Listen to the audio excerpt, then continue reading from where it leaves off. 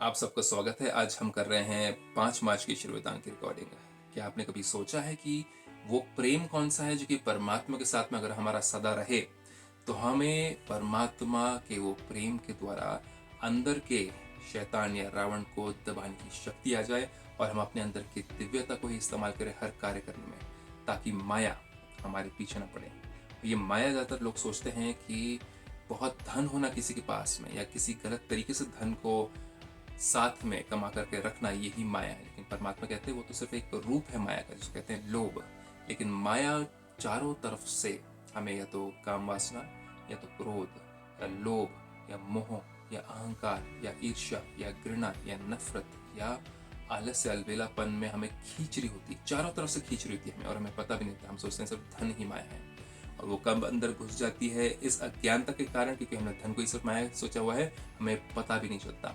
इसलिए परमात्मा हमें माया की अलग ही डेफिनेशन देते हैं, अलग ही व्याख्या देते हैं ब्रह्म कुमारी इसमें।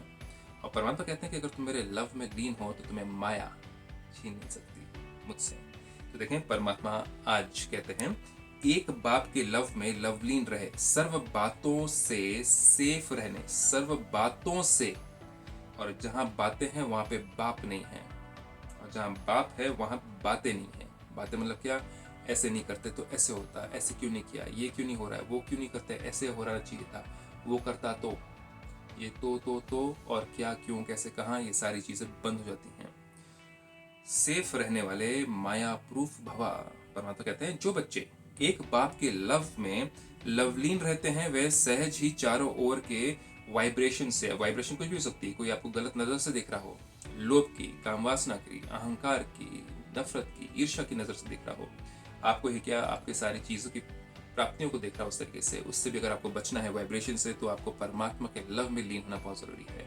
इतनी शक्ति ले आप परमात्मा से उस समय, उस प्रेम से, और वाइब्रेशन ही आपकी चारों तरफ फैल जाए कि किसी आत्मा की गंदी नजर या बुरी नजर या ईवल आई, क्योंकि हर एक आत्मा के अंदर प्योरिटी भी है और इम्प्योरिटी भी है, उसकी इम्प्योरिटी जागृत ना हो जाए। इसलिए साधारण जीवन जीना बहुत जरूरत है। परमात्मा कहते हैं इस दुनिया में धन के पीछे नहीं, लेकिन साधारण जीवन जीने के पीछे भागना बहुत जरूरी है, ताकि हमारे अंदर परमात्मा से प्यार हो, धन दौलत से प्यार ना हो, तरक्की से प्यार ना हो, लेकिन परमात्मा की नज़र हमारे पर पड़ी रहे और हमारी नज़र परमात्मा पर।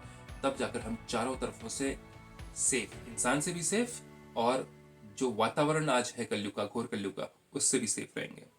फिर परमात्मा कहते हैं वायुमंडल से दूर रहते हैं, क्योंकि लीन रहना अर्थात बाप समान शक्तिशाली सर्व बातों से सेफ रहना। पता चल जाना कि इस बात में मुझे अपने आप को शामिल करना है कि नहीं करना है, किस चीज से दूर रहना है, कितना लोगों से मिलना जुलना है, कितना उनसे दूर रहना है, ये बहुत जरूरी है। और कभी हम अकेलापन महसूस करते हैं, परमात्मा से दूर महसूस करते हैं, तो हम साथी, संबंधी, दोस्त, इन सब के साथ में हम लीन होना शुरू होते हैं, जबकि लीन होना चाहिए हमें परमपिता परमात्मा से। परमात्मा कहते हैं लीन रहना अर्थात समाया हुआ रहना।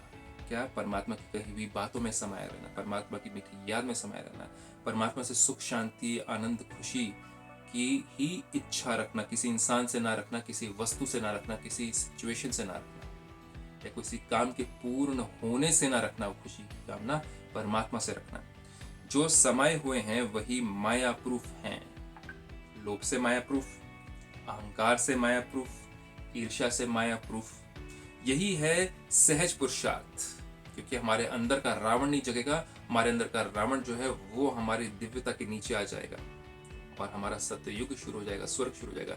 लेकिन अभी उल्टा है, अभी कहीं ना कहीं ये ऊपर नीचे आ रहता है, दिव्यता कभी ऊपर आती है, कभी रावण हमारा ऊपर आता है, कभी दिव्यता ऊपर आती है, कभी रावण। ये अंदर का युद्ध है, ये खेल चलता रहेगा और इस खेल में हमें जीतना ही है।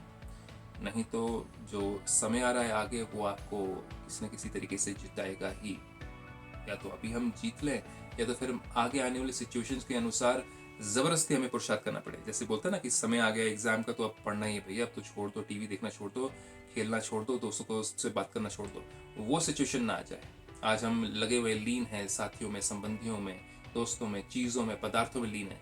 लेकिन जब कयामत का समय जैसे कहा गया है, अगर वो लास्ट का समय, एंड ऑफ डेज अगर आता है, उस समय आप सोचे नहीं अब तो टाइम नहीं है भाई, साथी, संबंधी, रिश्तेदार, आप अपना देखो, मैं अपना देखूँ, वो बहुत लेट हो जाएगा। तो अभी ही क्यों ना लीन हो जाए। इसलिए परमात्मा कहते हैं यही है सहज पुरुषार्थ। इजी ये पुरुषार्थ रहेगा, लेकिन जब आप लास्ट मिनट में पुरुषार्थ करेंगे तो फिर वो सहज नहीं लगेगा। लेकिन सहज पुरुषार्थ के नाम पर अलबेले नहीं बनना कि हाँ हो तो रहा है, चल तो रहा है, मेरा परमात्मा से मेडिटेशन भी अच्छा हो रहा है, मुरली भी हर दिन सुन रहे हैं, चलता है, अच्छा है, सब कुछ ठीक है, मैं तो ठीक हूं ना बस। अलबेले पुरुषार्थी का मन अंदर से खाता है और बाहर से वह अपनी महिमा के गीत गाता है। कैसे गीत गाता है? हाँ मेरा तो बहुत अच्छा मेडिटेशन लगा, हाँ मेरे को तो बहुत अच्छा ज्ञान है, मैंने ये सिचुएशन ये प्राप्त कर लिया, मैंने ये कर लिया।